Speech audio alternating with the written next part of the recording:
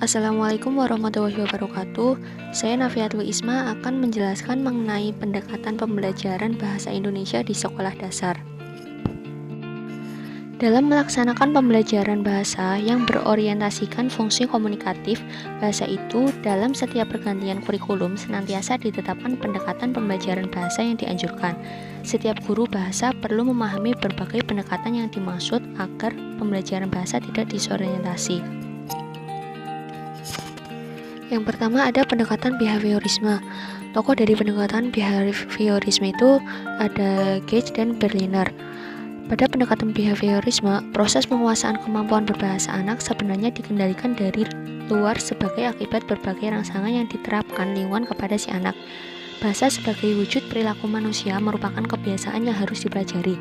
Jadi, kemampuan berkomunikasi anak melalui bahasa pada dasarnya sangat ditentukan oleh stimulus respon dan peniruan-peniruan.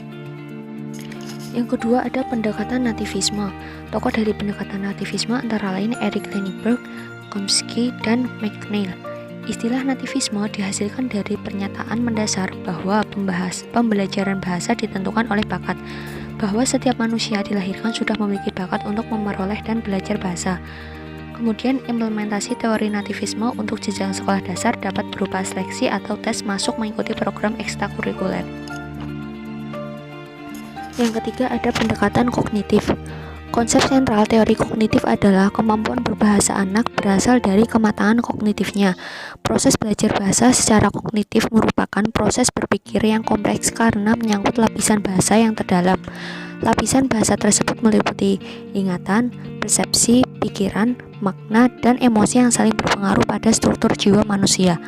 Pendekatan kognitif dalam belajar bahasa lebih menekankan pemahaman, proses mental, atau pengaturan dalam pemerolehan dan memandang anak sebagai seseorang yang berperan aktif dalam proses belajar bahasa. Yang keempat ada pendekatan interaksi sosial. Pada pendekatan ini, teori-teori bahasa anak mempunyai potensi dasar atau kognitif dari bawaannya yang tidak terlepas dari pengaruh lingkungan melalui proses interaksi. Inti pembelajaran interaktif adalah siswa membuat pertanyaan atau mencari masalah sendiri dan berusaha menyelesaikan sendiri. Hal ini akan meningkatkan kreativitas dan berpikir kritis mereka. Yang kelima ada pendekatan tujuan. Pendekatan tujuan ini dilandasi oleh pemikiran bahwa dalam setiap kegiatan belajar mengajar yang harus dipikirkan dan ditetapkan lebih dahulu ialah tujuan yang hendak dicapai. Dengan memperhatikan tujuan yang telah ditetapkan itu, dapat ditentukan metode mana yang akan digunakan dan teknik pengajaran yang bagaimana yang diterapkan agar tujuan pembelajaran tersebut dapat dicapai. Misalnya, contoh berikut ini. Untuk pokok bahasan menulis, tujuan pembelajaran yang telah ditetapkan ialah siswa mampu membuat keterangan atau cerita berdasarkan pengalaman atau informasi dari bacaan. Dengan berdasarkan pada pendekatan tujuan, maka yang penting ialah tercapainya tujuan, yakni siswa memiliki kemampuan mengarang. Dan yang keenam ada pendekatan struktural.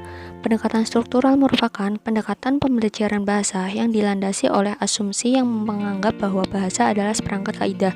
Oleh karena itu, pembelajaran bahasa harus mengutamakan penguasaan kaidah-kaidah bahasa atau tata bahasa. Dalam hal ini, pembelajaran lebih menekankan pada pengetahuan tentang fonologi, morfologi, dan sintaksis. Dengan demikian, pengetahuan bidang kognitif bahasa lebih diutamakan. Kelebihan pendekatan ini adalah siswa akan semakin cermat dalam menyusun kalimat karena mereka memahami kaidahnya. Demikian yang dapat saya jelaskan mengenai pendekatan pembelajaran bahasa Indonesia di sekolah dasar. Kurang lebihnya mohon maaf. Terima kasih. Wassalamualaikum warahmatullahi wabarakatuh.